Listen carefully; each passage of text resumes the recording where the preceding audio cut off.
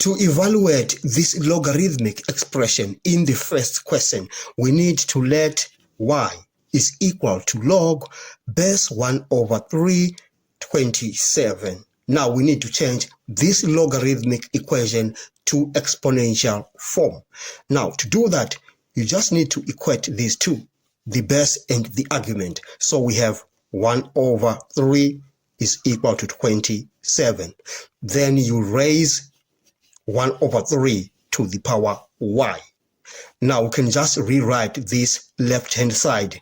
3 to the power minus 1 to the power y is equal to, we can also rewrite 27 as 3 to the power 3.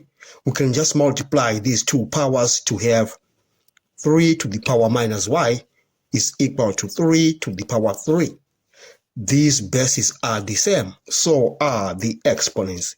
Minus y is equal to 3, and that means y is equal to minus 3. You remember we say let y is equal to log base 1 over 327.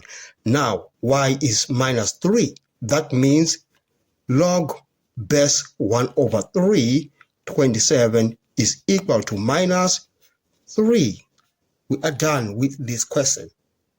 To evaluate this logarithmic expression, we let y is equal to log base 3 1 over 81. Now we need to change this logarithmic equation to an exponential equation. Now the trick I'm going to use is I equate this base to that argument. So we say 3 is equal to 1 over 81. And then I will raise that base, the logarithmic base. It is now the exponential base. I'll raise it to the power y.